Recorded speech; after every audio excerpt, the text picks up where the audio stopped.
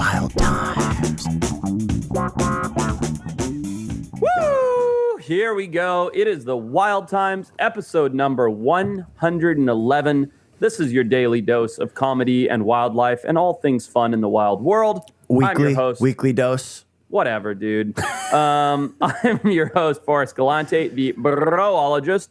Joining me is the lion-maned PhD in podcasting, the professor himself, Mr. Ritep. How you doing, Peter? Thanks. Good. I'm doing good. Didn't mean to interrupt you. I just know that people will give a shit and they'll be like, it doesn't come out daily because they've done it before. It's early in the morning. I might be off my game. I got my 7-Eleven coffee. It's fucking disgusting. It's noon. Cheers, mates. It's noon. Yeah, it's not early at all. On the East Coast, it is. And of course, here, always really sporting the beanie hard this winter season, the Absolutely. producer, Mr. Patrick DeLuca. Good afternoon, Forrest, with your whatever fucking product that you saw on Rogan's podcast that Don't you're worry drinking. about that. That's unimportant. Peanut butter milkship. It's Blended peanut butter liver and ice cream. that the Liver King sent you. It's all What's meat up, products in a blender. Yeah. I'm happy. I'm well. Everything is good. I'm really excited. I think we should just get right into it. We have a very special guest joining us today. Ladies and gentlemen, Alura Cora, director of Big Talons, Conservation Education, and Raptor Rescue, will be joining us later today. And by later today, I mean right now, as soon as she wrangles Michael, her male-sounding owl, who's actually a female, and that's a pretty funny story that Alura told us recently. So she'll be jumping on in a second and telling us about that. There we go. All right. Michael's back. Boom. Look at that. Look at Michael. Yeah, just Michael's majestic. Yeah. Hey, Yeah, I Alura. can't- How are you? Hi. Good. How are you? Good. That was chaotic. So we just did your intro, and then Kyle frantically messaged the group. Michael took off. Hold on, and it was like dragging on the intro to bring you onto the camera. Coming When on you're working with now. wild animals, Yeah, I take ran. I'm advantage sorry. of take advantage. He's in the shot. She's in the shot right now. Can you introduce Michael in case she flies off Flies again? off. Yeah, this is Michael. She is a female Eurasian eagle owl. She weighs like 8 pounds. She is 9 months old, so she's just a baby. Yeah. She's Cute from New little York. Yeah, she's pretty cute for an apex predator. Little. She's massive. Yeah, she's pretty big. She's a big bird. So for those that don't know, that's great. We got Michael's intro. Why don't you tell us a little bit about yourself, Alura, and what you do? And then, by the way, if you're listening to this on Spotify or iTunes or any of those things, come and check out the YouTube and you can actually see Michael, the magnificent Eurasian eagle owl, on the video. What's she doing right now? What's the throat movement? Is she eating? Oh, she's just mad that I'm making her sit there. So it's kind of like stress breathing. Wow. So yeah, if she flies off and I go grab her because she wants to sit on the cabinet. So she's just upset that That's she's okay. not on the cabinet. That's She'll be all right. fine. She'll calm down in 2 minutes and then eat her food, her quail that I have up there, and she'll be fine. So give us your intro. Okay, so my name's Alura. I started a company called Big Talons. We do like educational outreach and try to expose kids to raptors, birds of prey, owls, hawks for conservation purposes. So like my whole goal is to make kids love these birds and be excited about it and grow up trying to protect them. I also do raptor rescue. So locally I pick up raptors if they're injured. A lot of times I get like birds that are shot or poisoned, and then I stabilize them and I transfer them to rehab. So Wow, that's incredible. Yeah, it's pretty crazy. Happens a lot. We met Alura, Forrest, myself, and Kyle went to the reptile show in north of LA, and you had Michael with you, and this is like 17 football fields of insane, huge snakes and rare lizards and all of this stuff, and all of a sudden there's a crowd. You decided to take Michael out. Because I think Forrest asked you to do it. He did. He asked me to do it. I begged. There were literally like 1,200 people. Like, Michael stole the show. Yeah. Right.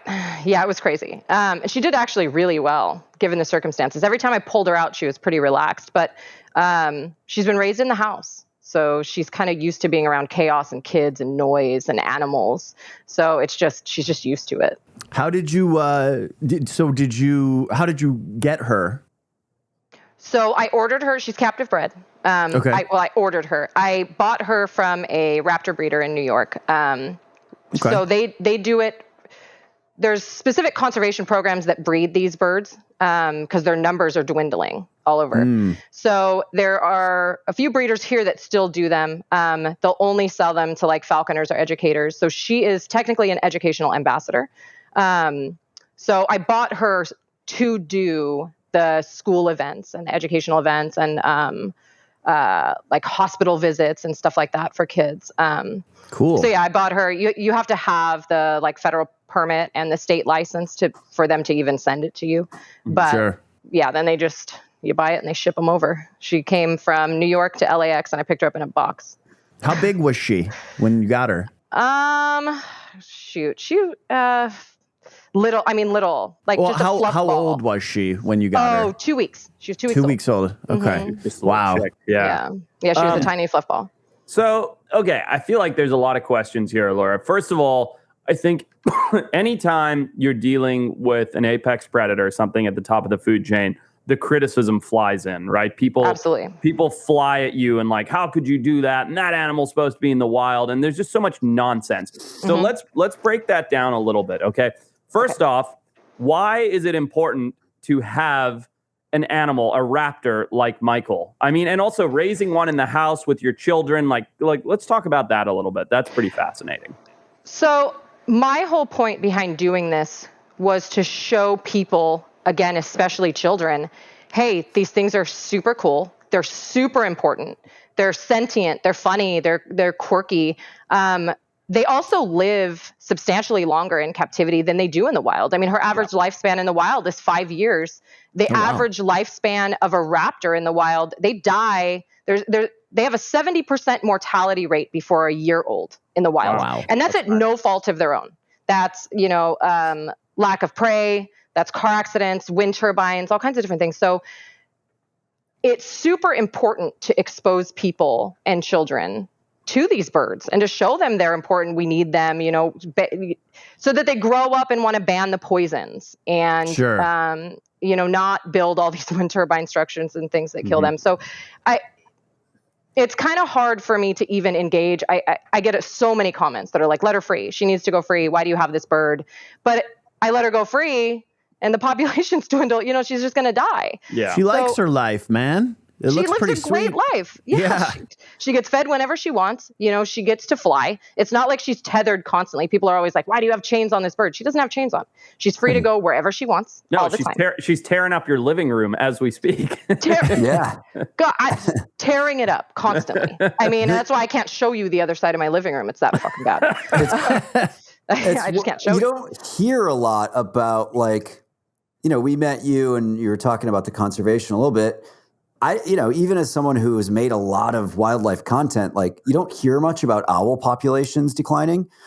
So just Googling it, it's like certain species of owl, their populations have declined 75% since the mid-90s. Yeah. It's not even like it's just, been a long, slow decline. It's like since the mid-90s, some owl species have gone down 75%. Right. It's crazy. It's sad. It's terrifying. And it's not an evolutionary problem. It's not a them problem. It's what we are doing to them. So to make the argument that they should just be out in the wild, well, that's not working because the people that are arguing that they should be out in the wild they're not doing anything about the poison and the lead bullets and anything else. It's not, they're not doing anything about the stuff that's actually killing them. They just are saying, oh, put them out in the wild. Well, it just doesn't work. We need the captive breeding programs. Correct. We need the re-release programs. We need the exposure for people to donate and care and want us to continue to breed these birds and put them out there. Otherwise, the population just disappears. These birds were all over the UK, I think, 50, 60, 70 years ago, something like that. They're almost gone. They almost don't exist there anymore. I think they've spotted 2 in the last 20 years. So, it's crazy. So you have to have these programs to keep the species alive. Otherwise, we're just going to let them go extinct. It's just not, it's not right. And by the way, that is a statement across pretty much all taxa. That's not just about Eurasian eagle owls, right? And that's, I was talking with Joe Rogan about that last week, and I was explaining, he was talking about how sort of the flip side of the coin, how there are too many bears in the Northeast, in this area, I think Connecticut, where these bears are like in people's backyards and things. And the point of the conversation was that we're at a point in human history where wildlife has to be managed. No longer can we deal with wildlife out in the open and free spaces. Of course, in certain areas, in uninhabited areas, it's great to leave things be. But for the most of it, like you're talking about the UK, right? How much wild space is there left in the United Kingdom? Not a lot. So if we don't manage the species, it disappears from the face of the earth. Correct. I did have a quick question just about, you've mentioned a couple times about the poison that they encounter out there, and then the lead. I know I've heard about the lead. That's when hunters will shoot something else, and then they'll go and they'll get it and they'll ingest the lead. What's the poison that threatens them? So rat poison.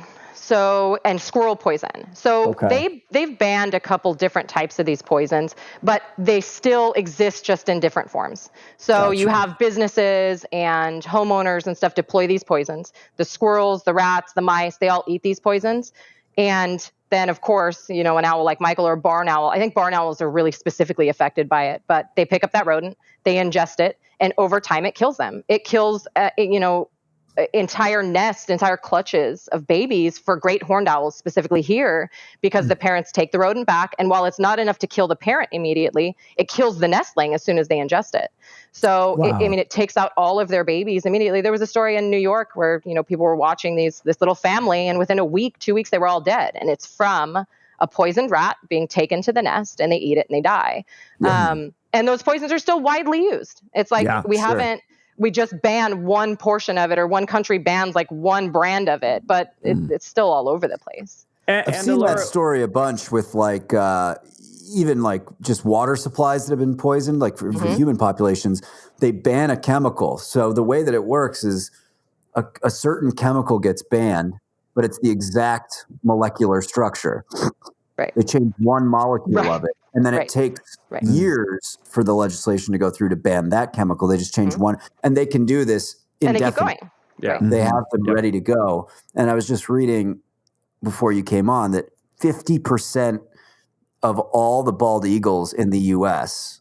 have chronic lead poisoning from literally people just putting out, pest control type things. Yep. Yeah. Golden people don't eagles. know. People don't know. Like the only reason I knew about something about it was because my family dog, ate rat poison and got super sick when he was young, and I had to go to the vet, and they told us, and I was like, so it's good to just know and get it out. Like if you can do something else to get rid of your rat problem, do it.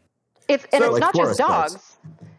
Rat poison kills kids in this country. It kills children. So it's not just a animal problem. It's not just your dog or the bird or the vulture. It's your kids get into the poison and eat it and die, or have long-lasting side effects from being poisoned at 2 years old when they get a hold of it.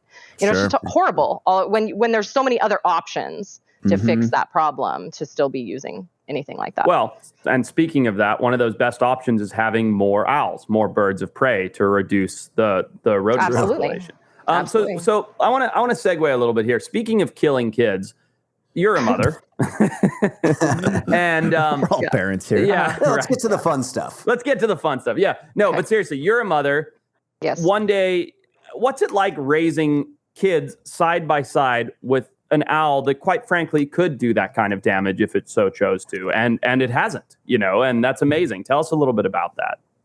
So for me, it's understanding the body language of any animal, a dog, a cat, understanding what you're dealing with. They're all animals, right? At the end of the day, they all have the capability to do something potentially dangerous. It just so happens that this bird is obviously on the top of the food chain, and if she does decide to lash out, it could be potentially pretty bad, but it's no different than a large dog, around your kids. Sure. So I'm just acutely aware of her body language, her signals. When she's irritated, the kids know when she's irritated, her body language, and she's not outwardly aggressive. So if she starts to get irritated, her initial reaction is not to strike out or attack. She just leaves. She'll just exit the situation. And they know not to go after her. And again, anytime these interactions happen, I'm there watching it the whole time. So Sure. it's not something where the kids are alone with the bird at any point, and I'm just like, oh, well, good luck. Sure. Even then, I don't think she'd ever do anything. But again, it's like unconditional love, not unconditional trust, right? Like I don't trust her unconditionally. Yeah. I know that there's always that capability, and I'm just aware and ready for it. She, however, is extremely gentle. I've never had an aggressive incident with her so far. I'm ready for it, but I haven't. The difference being, and I think this is interesting. We as human beings have evolved side by side with wolves into domestic dogs for tens of thousands of years, right? People haven't been keeping owls in the home for as long. So I feel like we're much more trusting towards a canine, where, of course, a big dog has far more ability to do damage than an owl does. But I think we sort of forget about that because of the domestication process. Michael, I mean, would you consider her a domestic animal? I mean, I wouldn't, right? Like no, because technically domestication takes 1,000 years or something, right? Exactly. But we've been working with birds of prey for 4,000 years. The falconry started in China. I think it's like 2000 BC or something is the first recorded time we can date falconry. And not to say that we've been working specifically with Eurasian eagle owls, so we have domesticated them over that 1,000-year process, but we've been interacting and working with birds of prey since the beginning of time with people. So I'm not saying she's domesticated, but there is a certain way to tame these birds and work with them safely, and I can do that very well. I've done it very well. Michael is a hard imprint. Michael doesn't look at the kids like anything other than her own, like her own family. So, and same thing with me, right? Yeah, because that's what hard imprinting does. Which that's why hard imprinting is controversial too. I don't know if you've seen any of that in like the UK and stuff, but no. Yeah. Well, what's hard imprinting? So when the bird hatches, there's a certain period of time after they hatch where they kind of just stop learning. They say with owls it's like a year, but nonetheless, in barn owls specifically, the first 19-day period, if they're exposed to you that whole time, they call it a hard imprint because then they don't know anything other than the human and you. So you're their family, you're their nestlings, you're their parents, you're their mate until the day they die. And so owls specifically really hard imprint. That's why she is the way she is. She's just a hard imprint. She doesn't know any different. So living in this house with the kids and me, it's just, that's her world. That's her life. Right. Right. Yeah. That's incredible. Yeah. Hey, if you like the Wild Times and you think we're fun, you're getting information, you're getting a few laughs, please check out the Patreon. There's a link somewhere right here. 4 extra podcasts a month. That's 4 days. You get to drive to and from work, and you won't even think about driving off the bridge. Not only will you not think about it, because these are this is our good stuff. This is our late night content. We are unregulated on Patreon. This is where we take the blur off of Peter's pee-pee. It's good stuff like, over there. It's the Cinemax of podcasts. It is. Don't forget about the merch too. There should be a link there. Got a lot of cool stuff. And by the way, I think, and Alura, correct me if I'm wrong, but just for those listening to this, you're not advocating that every single bird of prey should be imprinted on a human being, right? Nobody's saying that. That's nonsense. But the greater good of having a handful of them that are imprinted on human beings and people can connect with them and learn from them and learn about them and fall in love with them is what's going to allow for more of these animals to be out in the wild and to be successful.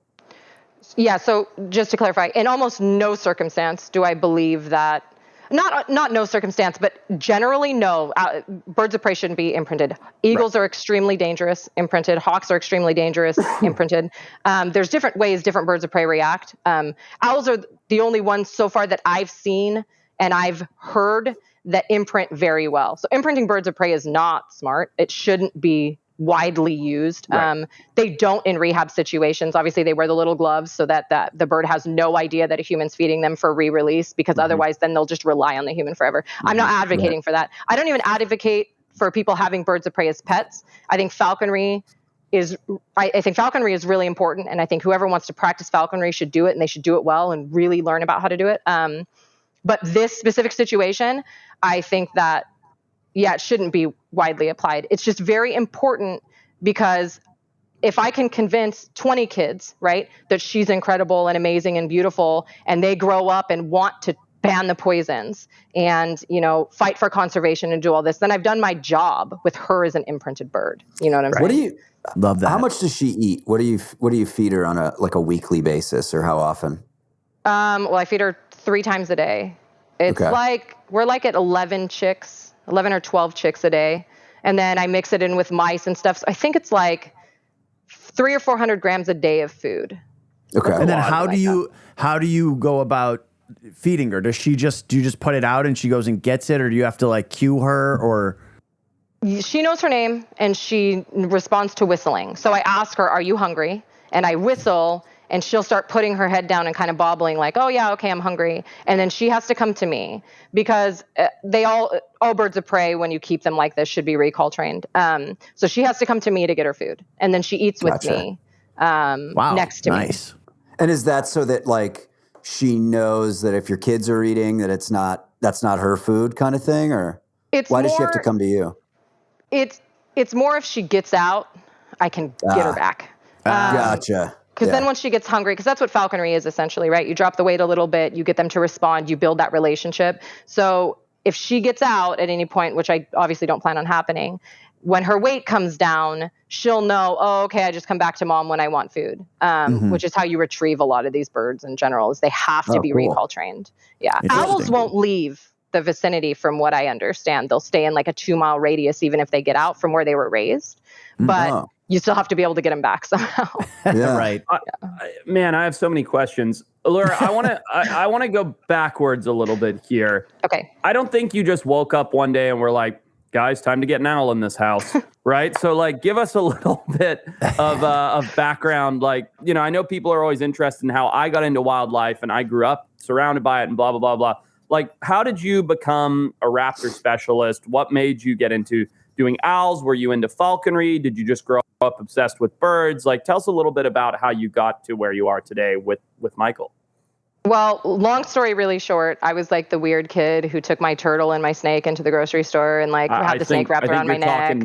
Like everybody that's listening to this is the weird kid, just so you know. Right, this is not a mainstream thing that we're doing over here. This is the Weird Kid podcast. Okay, then I fit in great here. Okay, yeah, because I was the weirdo. I went everywhere with the snake. I had a boa constrictor. I went everywhere with the turtle. I had hissing cockroaches that like I thought was cool to scare other kids with. Nice. I was just always that like animal weirdo forever. And then I just carried that. I have a pig in the backyard, like I just have always wanted to be completely surrounded by animals. I really did pick up falconry because my daughter was like, "Hey, I want to work with owls. Like, I want to." My 9-year-old, I think she was 7 at the time, was like, "Yeah, I really want to work with birds." We had been playing a video game actually where there's a little owl in it, and I was like, "Okay, well, let me figure out how exactly I get into this because I've been working with birds forever, parrots, chickens, quail, whatever." So I was like, "Let me figure it out," and I discovered falconry. And then the first time I trapped my first hail by myself with the help of my sponsor. And I was like, okay, this is my whole identity. This is my whole life. I've found what I need to do in my life. It was just the most unbelievable, incredible experience I've ever had. When you trap and then work with, and then when you recall that bird, so like you spend the first, 7 to 10 days training and manning the bird. And then you let it go and they come back to you willingly, happily from flying to a telephone pole or whatever else. It's like nothing you've ever experienced before in your life. So are you like, I've been through phases, right? I was a fish guy as a kid. Did we just lose Peter? That's great. I don't like him. I was like big into fish as a kid. I had like 14 fish tanks in my bedroom. And then I went into snakes and I was big on snakes for years and years and years. And in the last like 6 years, I've been a turtle guy. Like I've just become obsessed with freshwater turtles. Are you just a snake or an owl person now? Is that it for you? Until the day I die. Yeah. You found it. You're hooked. This is my whole personality. I like that. Is that bird? Yeah. That's great. Go ahead. No. Go ahead. Well, I mean, look, it's not every day we have an owl expert on the show. So I'm not an expert. I mean, you are, live though. you are, live with though. an owl. Hold on. I Can I have a rant? Can I have a rant? Can I do a rant? Do we have a jingle for my rants? I don't think so. Let me have a rant. Someone needs to make one. Okay. All right. Listen, Alura is an expert, and I don't care if she says she's not. I don't care what anybody watching this says. I don't care if people get upset. She lives with an owl. It's in her house. It interacts with her. It interacts with her kids. It goes to reptile shows. It goes to meet people. The academic that has been studying that species and written 35 papers on him and have only ever seen him in a tree 300 yards away is not the fucking expert. Okay? Excuse me, Alura, Forrest. I'm a PhD candidate at the Cornell School of Ornithology.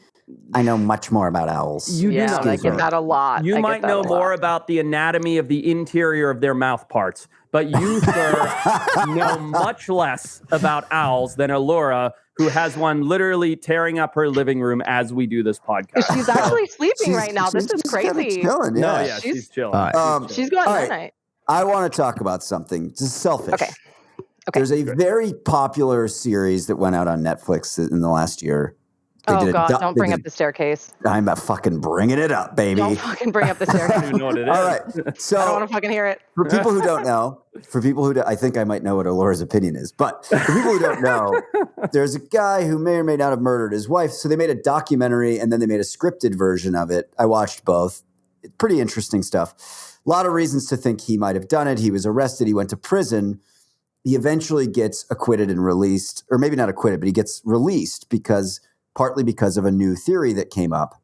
So she had these scrapes and scratches down her head, and then a blunt force you trauma. mentioned this on a prior podcast. I remember this now. And this new theory gets brought to light, and eventually the guy gets released as a result, which is that she went out to unplug the Christmas decorations. There was a barred owl living in the tree. This is the theory. And it attacked her and dug its talons into her head. She's bleeding and discombobulated, and then tries to go up the stairs to get help, and then falls down the stairs and hits her head at the bottom. So Kyle, bring up the picture that was used. So what the defense did was they showed the autopsy photos of the skull and then superimposed an owl claw over it. I'm gonna Go ahead and take it down, Kyle, so we don't get demonetized here. And they found a little feather in her hair during the autopsy of an owl. And this was enough to get this guy released from prison. The superimposing of the owl claws should not be admissible in court. Like, I looked at it and I was like, oh, guilty, 100%. And then you're like, it was superimposed on top. Still, I'm like, guilty. And I'm like a dum-dum. I'd be a juror. All right, Alura, what do we think? Did a barred owl... you're the expert. You must know whether a barred owl attacked this woman or not. Well, let me back up. So in the documentary, if you remember, his first wife died on a staircase too. Okay. Oh, you're in like kidding. Germany or whatever. Right. And that wasn't an owl. Coincidental. Wow. That was a fall. Okay. So I don't know what happened. It was a fall. That's what he claims it was. It was a fall. Okay. Yeah. And now he's blaming the owl. Fine. But I will tell you, if you are in an area where they have an active nest and they have babies, they're fucking aggressive. Mm-hmm. They will actively dive. I know that there have been cases where they have dive bombed heads and they've attacked people. Have they ever killed anybody? We would have to pull that up. I don't know, but I don't believe so. Right. I don't see that bird footing the woman's head, which is what I'm assuming they're claiming the bird did, and holding on or so, that it's not going to happen. That she's too big for them to. They'll dive bomb coyotes and golden eagles, but if you watch those videos of when they do it, it is quick. They're in and they're out. They hit them and they go. There's no holding on. There's no attacking. And she's not up in this tree at their nest site, right? She's walking in her backyard. So if it's going to do anything, it's going to swoop down and dive at her. It's not going to sit there and attack her head like it wants to kill her. It just doesn't. To me, it doesn't make any sense. It just doesn't. He did it. It's ludicrous. You're saying he did it. You're saying he kicked them both I'm down not the stairs. saying shit. No. So if his third wife also dies on a staircase, the next one around, is it pretty fair to say that this is all nonsense? No, that's going to be an iguana's fault next time. Yeah. She ate rat poison or a that turtle. time by accident. All right. Well, turtle did it. Speaking of aggressive birds of prey, and if you're listening to this, you're going to have to come check out the YouTube. The other day, Michael is, by the way, dead asleep. He is just more relaxed than any Yeah, human. she's out. Good. Okay, that good. Looks so nice. Yeah, Yeah. I could just do that right now. Yeah. Good. The other day we were doing a podcast and I had to head to the pool, take my son for swim lessons. And if you guys remember, I wrapped up. I was like, I'm out of here. And I left here, jumped in my truck. And as I drove out of my driveway, Peter and Patrick, you guys know what my house is like. You go down that little side road. And then as I turned left up the main road, I caught out the corner of my eye some movement in the bushes. And I was like, what the heck is that? And yeah, I live in a pretty wild area. So I was like, let me pull over, see what it is. I pulled over, hopped out of the truck, and Kyle's going to pull up the video here. I walked over to think what I was seeing was maybe a deer's head in the bushes or something. And instead, what I saw was, Kyle, this. Oh, boy. So Yeah, I filmed this on my iPhone. It's 2 red-tailed hawks, of which we have a lot in my area, and they've killed lots of our chickens. And I had never seen this before. And so these two are Talon locked, on each other. And I honestly didn't know. So I took this video, I took a couple more videos, and I put them on my social media. And I said, I don't know the answer. Are these guys in some sort of very aggressive mating situation, or are they fighting? And after an hour of idiotic responses from the internet, I sent it to Alura. I said, Alura, what's going on here? So, Alura, do you want to break down what's happening? I mean, you explaining it is a lot better than me explaining it third hand. They're just, so what happens is in these territorial, so I can tell one is a hag, which means it's over a year of breeding age, which is when they get the red tail. Those red tails don't have that red tail until after a year. It's just like brown like the rest of their feathering. But if they have territory and another bird, a juvenile or a hag comes into that territory, they'll lock talons like that and they'll just come spinning to the ground.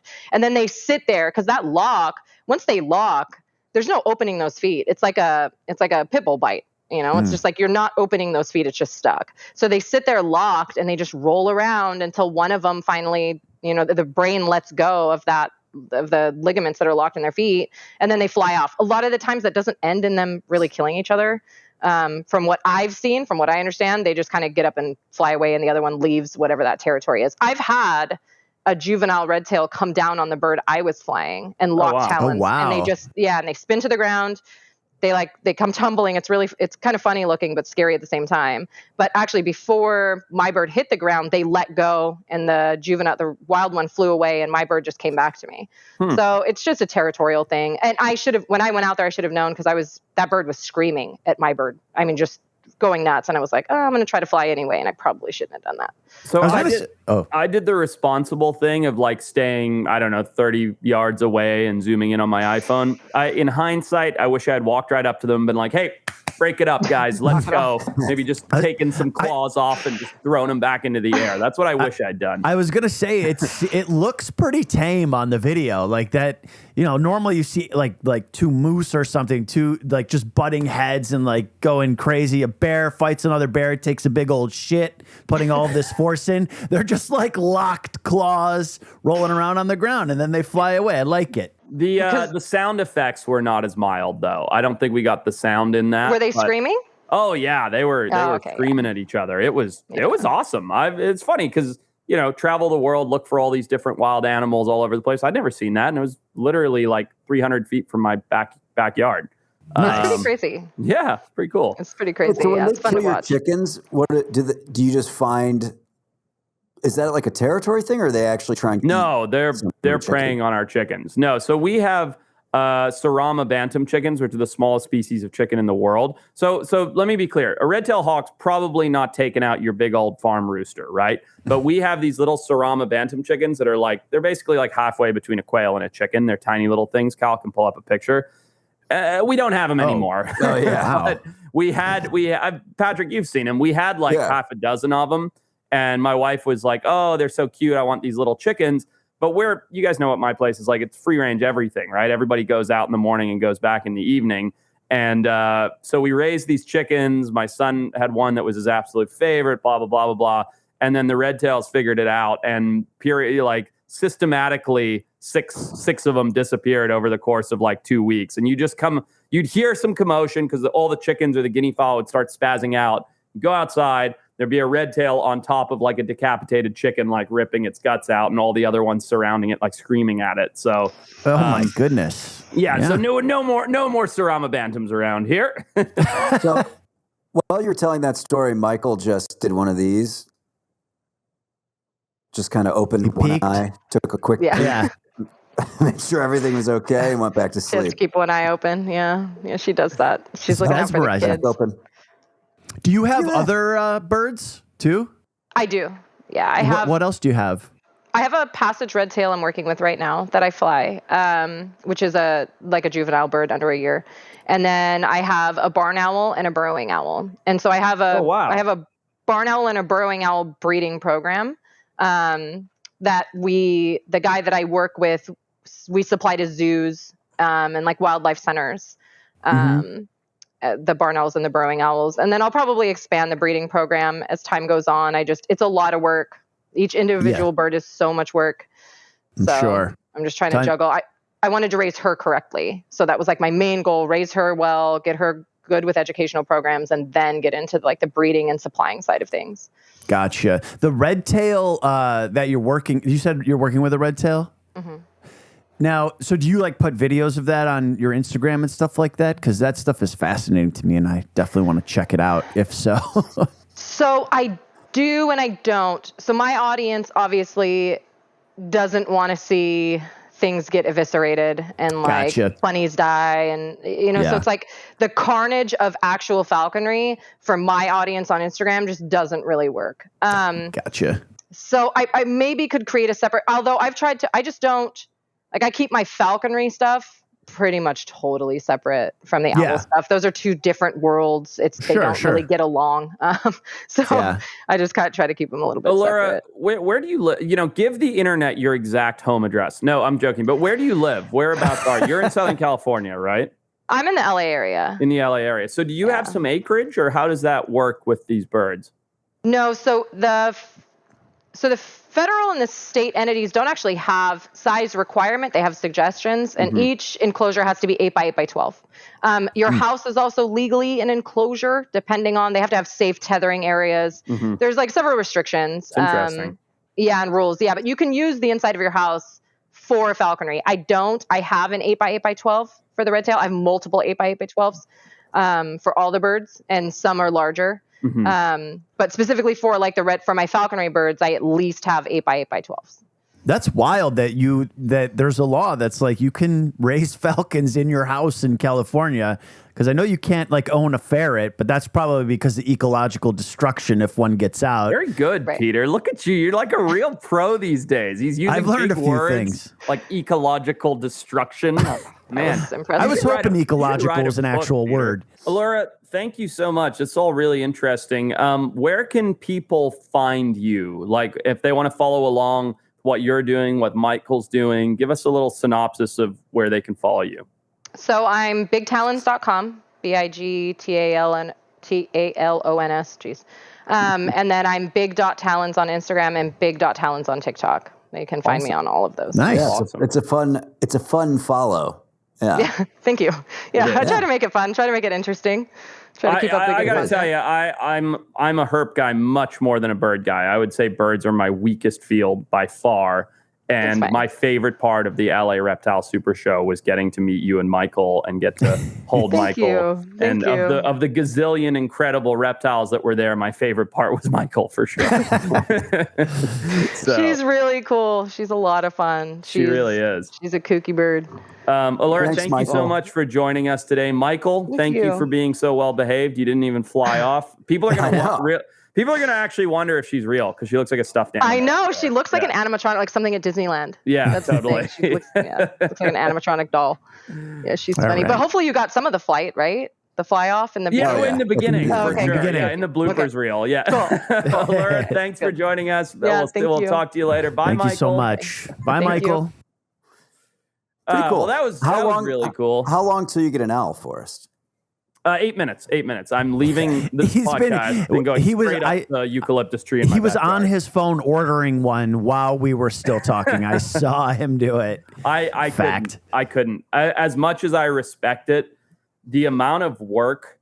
It's like anything, right? It's like like, Patrick, you don't want to get a fucking snake because you don't want to feed it once every 3 weeks. Like the amount of work that goes into the amount of work that goes into a bird of prey is so substantial. As Alura was saying, it's just, there's no way.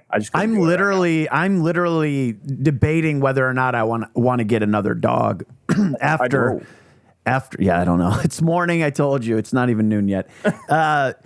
But like now that I've had a cat in my life, I'm just like, oh, it's so much easier, dude. You just feed the cat. Like the cat comes around once in a while. A dog, it's just like, look at him. He's just been sitting there. I mean, my dog is hyper aggressive. It's a different scenario. I'm actually more afraid that my dog would attack my kid than her owl would attack her family. I would trust. If somebody said, all right, I'll give you $1,000 to wire your eyes open and put them in front of Michael or Charlie, I would literally be like, here you go, Michael. Here you go, Michael. Take your best shot, because Charlie would rip my eyes out in a Yes, millisecond. he would. Yeah. No question. It's interesting. And it's also just like, as the layman, it's just insane to me that there's two little toddlers bopping around in the house with this giant owl that's just flying around.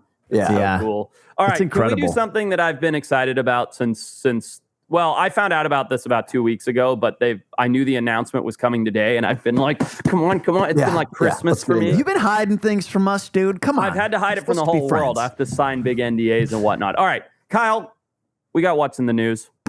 What's in the news?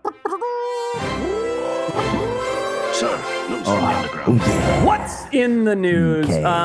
Okay, look, I mean, we all know I'm obsessed with what's going on in this world, but this is the biggest news of the year, hands down, 2023. There won't be bigger this year.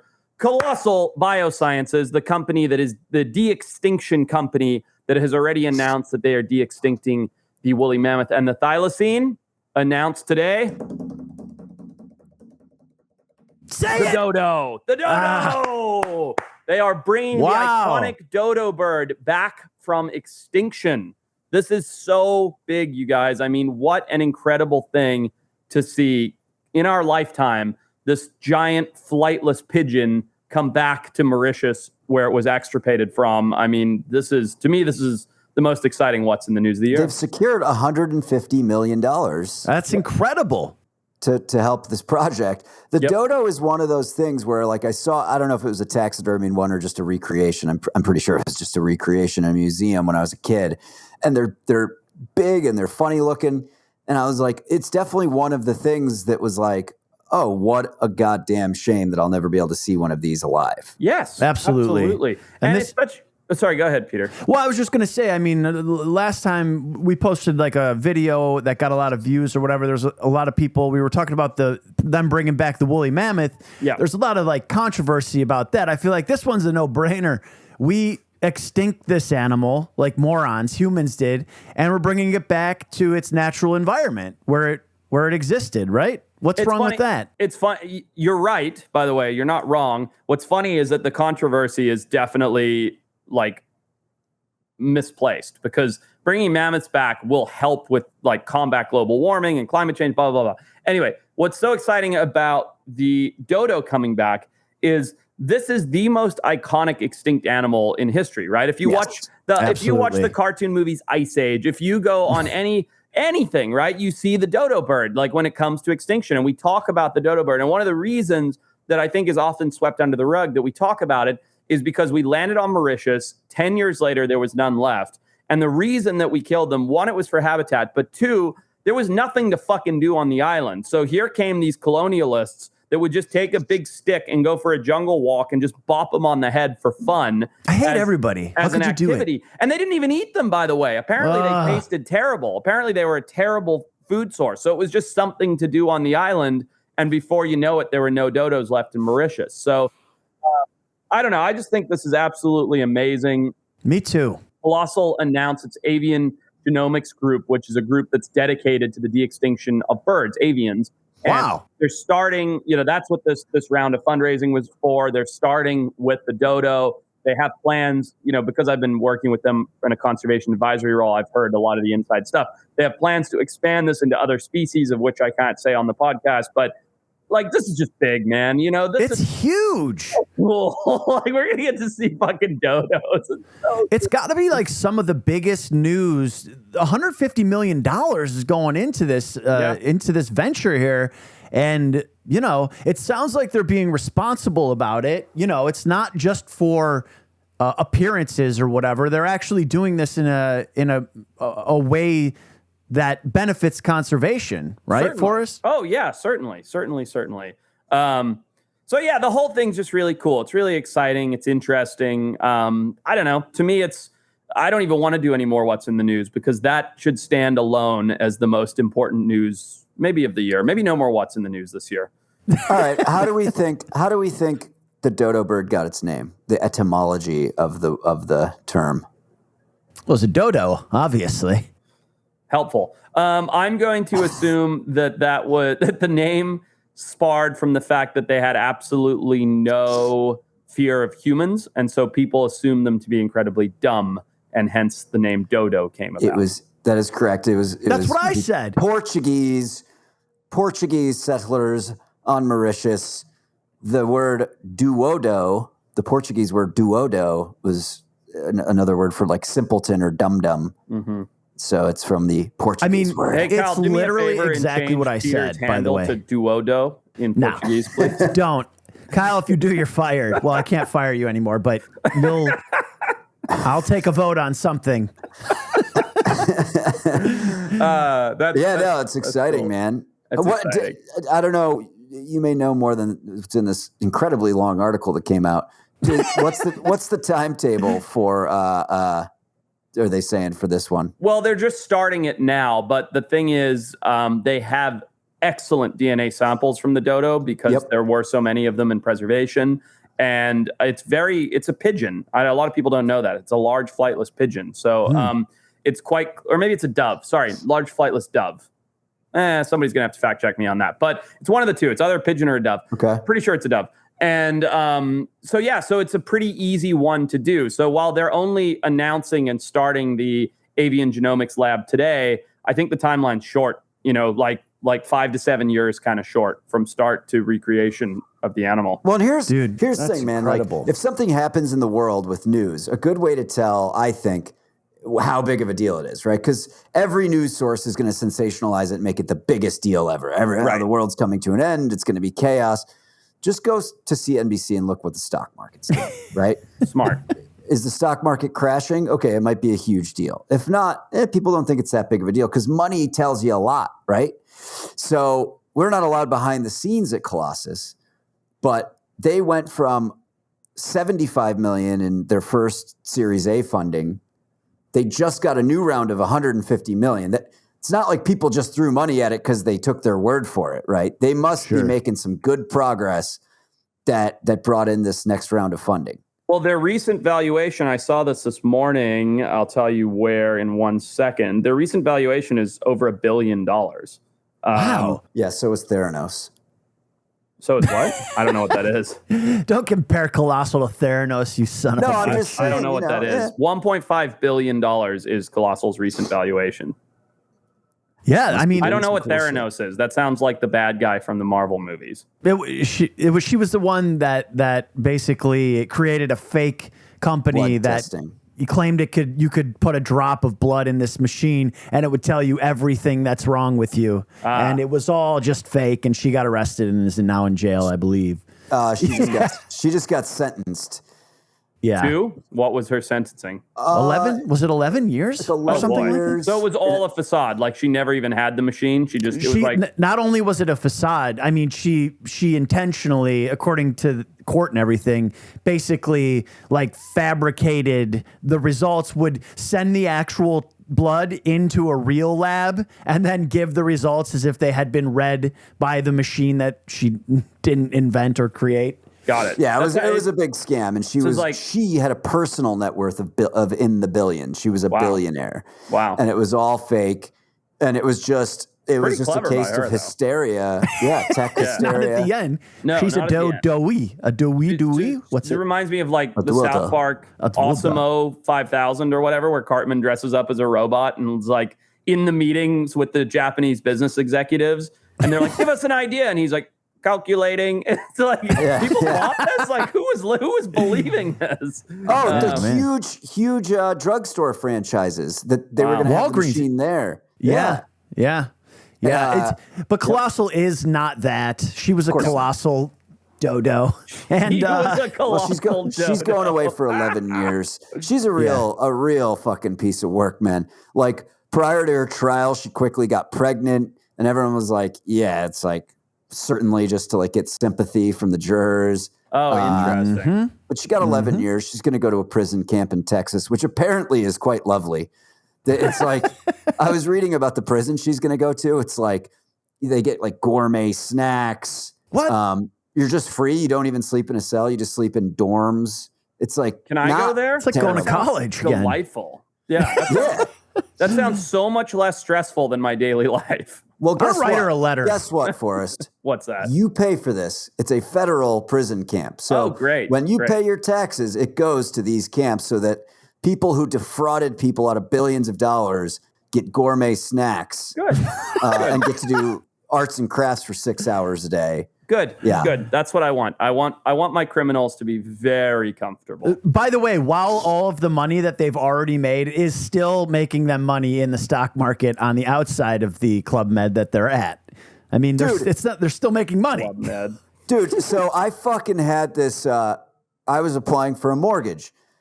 Got my fucking shit checked, my credit scores all good. Your blood checked in a machine? My stool. Your fecal? Yeah, and fucking, and then like midway through the process, this shit hits my credit report. Someone had used my social security number to take out all these lines of credit, all tied to the same address. Yeah. Mm-hmm. So I have to file a police report. I have to go to fucking all the places they took out credit and reported as fraud. It's obvious fraud. It's some bumblefuck in Pennsylvania. So I'm furious. So everyone I talk to, including the police, I'm like, hey, there's an address, like, is someone going to go like, will something be done? And like, everyone's like, no, but it'll go off your credit. They're like, no, all that money was used for the for that federal prison in Texas to give them snacks and a dormitory to live in. Can we wrap up with a quick Brostener submitted BR? We must. I know what time it is. Get my notepad. Do you know what time it is? For what?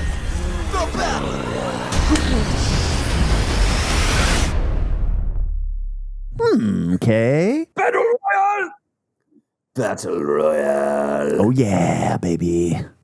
Dimitri sent an idea, and I like it for a couple reasons. Okay. You are going on the first manned mission to colonize Mars. Smart. Okay. There's going to be enclosures for the humans to deal with the atmosphere. Mm-hmm. They've got it all set up nice for the humans, but you get to bring 3 species with you. Oh. Now, there's a caveat. You can't put them to work. They're just, you're going to try to start, we're going to be humans and 3 other species on this planet, just kind of starting to get some wildlife in on this first mission. Can't use them as working animals. Interesting. Okay. Pick your 3. Wow. Forrest, you're the biologist. You go first. All right. Mars is extremely desolate, right? As we know. And as we know, but I believe, if I'm not mistaken, there is history of being a ton of there used to be a lot of water on Mars, but isn't anymore. Isn't that right? Isn't that all dried up or it's your battle royale. Just go with it and get skewered in the comments if you're wrong. That's smart. Anyway, so my first pick, the Asian water buffalo. I'm going to bring them. They breed rapidly. They're fun to look at. They feel like wildlife, even though they're not particularly aggressive. And they're going to help start the ecosystem. They're going to be rooting around. They're going to make mud puddles. They're going to give us some water. That's going to in turn make vegetation. So we're just going to start. They're going to sort of kickstart a grassy, wet ecosystem, which would be very nice to look at when you're on Mars, which basically looks like Arizona. Okay. I love it. All right. Well, you want me to pick? Sure, go ahead. All right. I'm going to bring, and I don't have any evidence behind this, but I assume that worms are good for, you put them in the dirt, they'll make it so that things can grow. I know potatoes can grow on Mars, according to that movie. So I'm gonna bring a colony of just your straight up earthworms. If we do find water, we can use them for fishing. Can use them for fishing. You want to go do some Mars fishing? Yeah, we brought the worms. Yeah, see what we catch. That's a good pick. All right, I'm going to start with a naked mole rat. Smart. Ooh. Look, the atmosphere in Mars is just, there's very little oxygen, right? I mean, I think our atmosphere is in the 20% oxygen. Mars is 0.15%. So I need an animal that can survive on very, very little oxygen. I don't know how the naked mole rat does it, but it's an animal that can go 20 minutes without taking a breath. It doesn't need a lot of oxygen. It's going to just go into the ground. It's going to do its thing. And it's going to bring me a lot of pleasure knowing that they're down there. Also, it's probably from Mars to begin with. It could be. If you look at it. Yeah. It's definitely from out of space. So that's one. Nice. Now, two, I want something that lives a long time that's going to keep me company. Okay.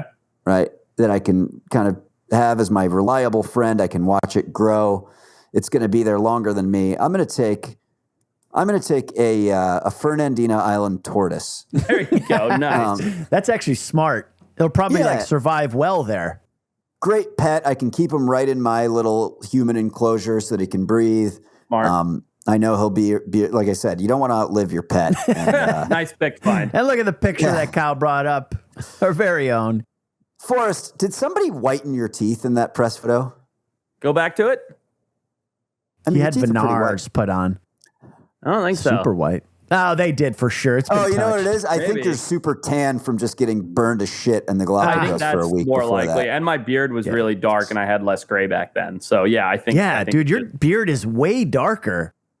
Yeah, I mean, like I said, a lot less gray. It's more. It's like times red. Times are a changing, Peter. Times are a changing. You're like 28. Why do you have gray beard hairs? Yeah, 30 hard years, dude. All right, Peter, you're up. All right, I'm up. Well, listen. I don't know much about science or things in general, but I do know that I love a good companion, and I'm taking dogs. Just whatever. Can I bring various breeds, baby? Worms and dogs. I mean, I'd probably bring I don't know what I'd bring. I'd probably bring maybe like a golden retriever out there with me, or a lab. Be fun. Toss a frisbee around in my dome, my dwelling, until we finally get the atmosphere set up for dogs to be able to roam free.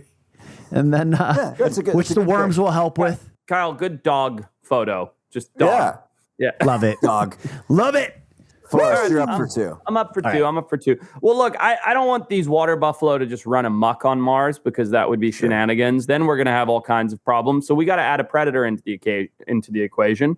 Furthermore, I don't want it to be boring up there. If you get up there and there's nothing intimidating going on, like, what's the point? So in addition to my water buffalo, I'm just going to bring in tigers. Just simple. Wow. Very scary. Interesting. I want tigers on Mars. It's going to be terrifying. It's a good movie name. Tigers on Mars. Nobody's going to enjoy it. They're going to be like, you want to go for a walk on Mars? No, there's fucking tigers out there. Right. And now it's feeling like a science fiction space movie. Are they going to have those spacesuit helmets on? Yes. Yeah, they're going to have little helmets. It's going to be like Tony the Tiger on the moon with the little like, goldfish ball. Okay. And then my third pick, this is most important. Again, entertainment value. It's something that I've just always wanted. I want one as a pet. I'm going to want one on Mars. I want to have some quokka. I just want some quokka running around. That's a hell of a call. Yeah, they can live indoors. They can be in our habitat. They don't have to be out with the water buffaloes and the tigers roaming the plains of Mars. They're just hanging out inside. Also, they're like cuter squirrels. Go to the hugging one, the one to the left of the one you've selected, Kyle. That photo, just the best. I found this out yesterday, by the way. Quokka are such terrible parents that when threatened by a predator, they will throw their baby at the predator and run away. Fun fact. Yeah, isn't that great? All right. Now it's my turn. Is that how this works? Always. Okay. My final animal is going to be toucans. Any reason? Well, I mean, come on. They don't mate. actually make Fruit Loops cereal. Yeah, I right? was going to say. Are you the same sure? exact I thought their thing, beaks swear were to made God. out of Fruit Loops, and that's where Fruit Loops came maybe. from. Maybe. Listen, dude, are you kidding me? Imagine just having these guys hanging out. Come on, birds. I mean, they're I just got offered a toucan 2 days ago. really. See, Swear to God. something told me that inside my subconscious, and I knew, and I wanted you to just say it aloud. Literally, I like get what somewhere, you're doing. I get. Oh, sorry, Forrest. Yeah. Why No, didn't you it's take the good. toucan? Because it's a toucan. Too much work. Yeah, it's a lot of problems. But Too anyway, can't. I can't do it. What am I doing? What am I doing, Pat? What? Because I don't even know. You're going to have these around. It's going to make the enclosures that the humans are in feel more tropical. Feel like you're on vacation a little bit. Kind of have them by the pool area. And I feel like it's important to have birds around for the ecosystem. Birds and worms, and then dogs for companionship. That's not bad, actually. You got the ground covered, in the sky covered. You got a dog to hang out with. This is pretty good, Peter. This might be your best BR of all time. But I just sent it in the private chat. This is by far the best BR we've ever done. Hilarious. All right, Patrick, how you rounding us out here? I'm going to round mine out with just a general sort of pollinator. I'm just going to take a whole bunch of bumblebees. Nice. They're going to help with the crop. They're cute. They're fuzzy. They're big. They're not very stingy. They're not. So I'm just going to bring a shitload of bumblebees. I'm going to get really into my vegetable garden. Smart. Not much else to do on Mars. You better get into it. A lot of potato garden. farm. Yeah. It's the only thing to do. Yeah. Just going to plant a bunch of jumbo potatoes. Yep. Well, let's do a quick recap. The Battle Royale is you're inhabiting Mars and you're taking 3 animals with you, but you're not putting them to work. I picked the water buffalo and the tigers to roam the plains and shape the environment and keep things spicy with the quokka indoors. Peter has earthworms for the soil, toucans to make it feel tropical, and a nice golden lab as a companion. Patrick has naked mole rats because he just feels good about them going home, back to where they're probably from. Exactly. Fern, so that she lives forever and he can hang out with her, and probably just so he can see her again. And then just a big old flock of bumblebees to pollinate and be around and help with the veggie garden. Weigh in. Let us know what 3 animals you would take to Mars, and we'll tell you why you're wrong. And if you like the show, check us out on Patreon, where you can get 4 more shows per month. That's, what is that, 6 total? 2 regulars that are on YouTube. I mean, that's almost 4 50 more. a year. It's a lot of hours. Damn. And that is patreon.com/Wild Times Pod. Wild Times Pod on all socials. Also on Spotify, you can also subscribe. They have video now. You can get those bonus pods there too for a month, plus the 2 public pods. Check it out. And wildtimes.club/info to get you directly to all of those links. I am that super annoying guy at the end of the podcast. Nobody listen. I'm telling you. I don't think it's annoying. Nobody It's listens valuable through it. info. All right, if you've listened through this, here, we're going to continue the experiment. Just comment Dodo Doo-doo in your own words. Dodo Dodo Doo-doo. Let's see. And we'll see. You'll get 3 comments. 3 people listened through our sign-off. Guaranteed. 3. It's true. 3. All right, let's not make it awkward on the sign-off this time, okay? Every time you say that, it makes it stupid. Like, we just got to, I told you, no, you got to be quiet. No, just say nothing. Okay. Let Quiet's the music awkward. Good play. night. Wait, dude, the timing is all off. No, if you just let the music play, then it wouldn't be awkward. But you're like, let's not make it awkward, and then it's Good awkward. night. And also, he said good night, and it's the middle of the day. It's like 9:30 in the morning. Well, I love everybody except for you two. Good night. Is that 7-Eleven coffee just rip through your gut yet? Yeah, that's terrible. How would you- Brazilian. How many times are you gonna poop now?